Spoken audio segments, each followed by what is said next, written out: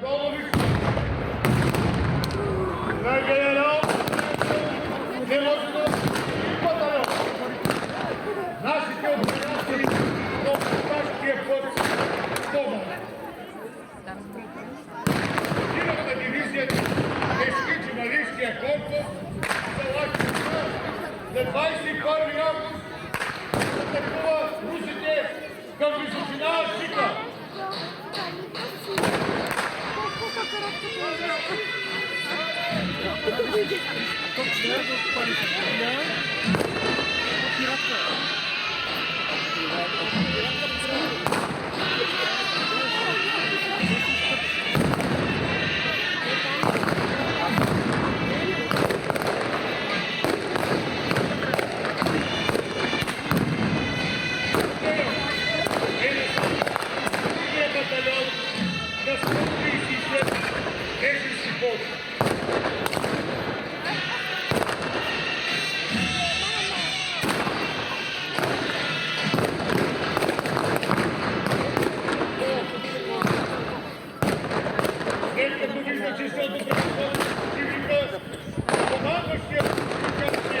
Генерал Прохоров и отстъпва към Попово.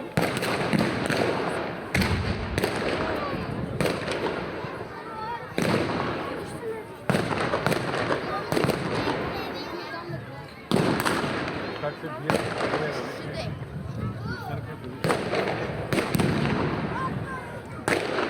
На 22 август, 4 часа след обяд, на Малецко-Рилския заповяда на всяка цена до идване на подкрепление.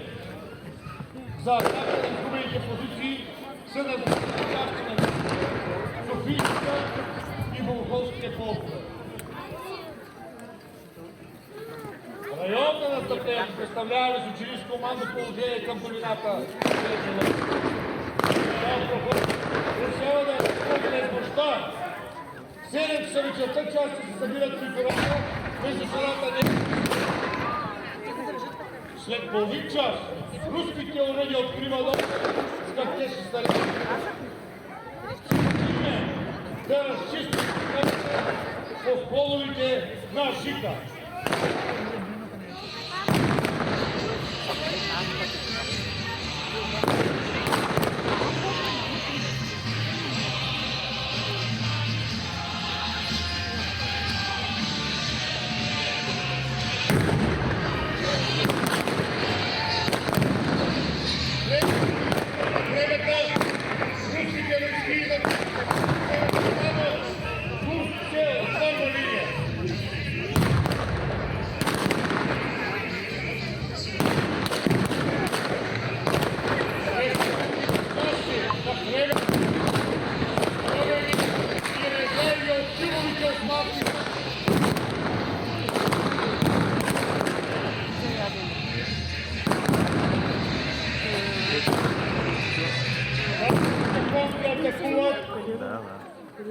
Но стихове,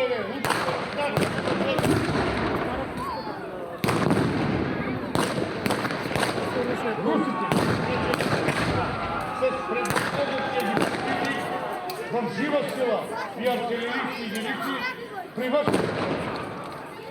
През деньосът това подкрепление от 20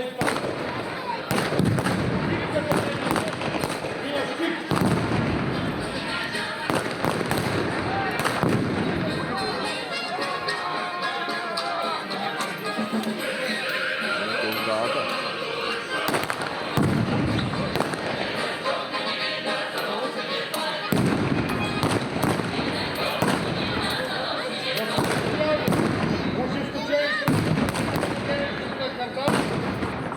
Руските войски представили от един батальон на Софийския полк, Немския, Олански полк,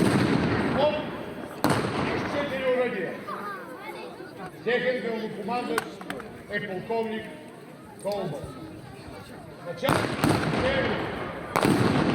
1967 година Мехмед продължава опити Запад по военно и да прокрие руската отбрана. Сили в стени на България. Това било отворило пътя на войските на пътища Христов и Плевен. Също отрязване на руската армия, държаването и унищожаването на основните й сили. Позициите в Бяла, където се настава на русенския фронт, Мехмед на Стратва 40 хиляди армия с 84 войски. Руската основа се атакува от почти 3 превъзходни години. Маската е 8 литри от дълбочина. Точно в 8 ще се съпредстава. Село Капитина и продължава състоянието към село Албания. Русите постепенно отстъпват към команда.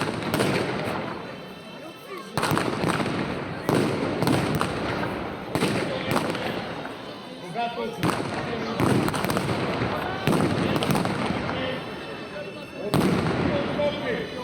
командирът на 30 генерал пуска в ръка на войниците бой с щит. Атаката е бой с щит!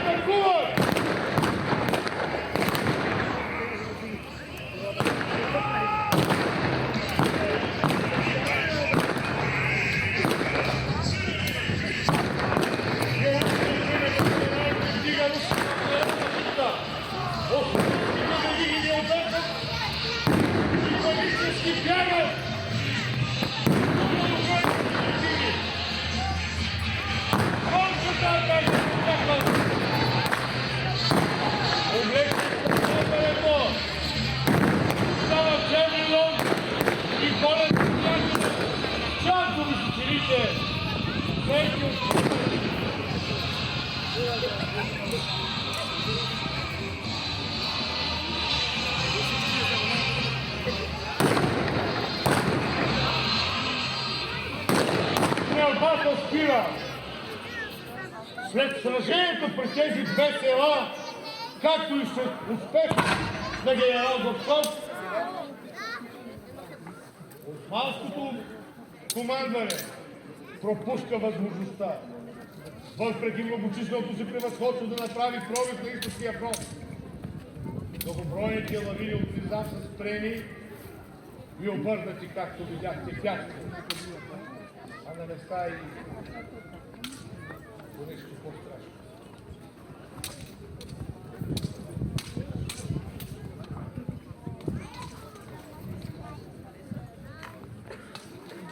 Една от докладите на генерал Зотов чете.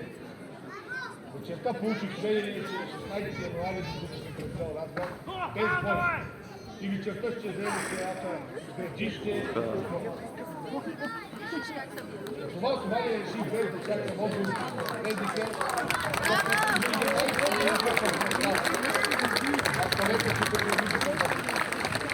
Едновременно Сиберман трябва да завземе Провадия. Следователно, Шумен ще бъде обкръжен от всички страни. След водените 6-месечни боеве, поне си Шумен станали 24 табора.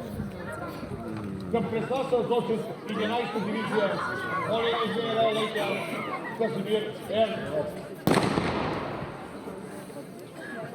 На дивизията е поставена задача да осъществи контрол на селищите до Кресна и Върбица. По този начин, командващия източния координат генерал Радецки иска да лиши от възможност армията на Шуменския гарнизон да се придвижи през Германово за Шипка и да се съедини с централните сили на Сулейман Паша.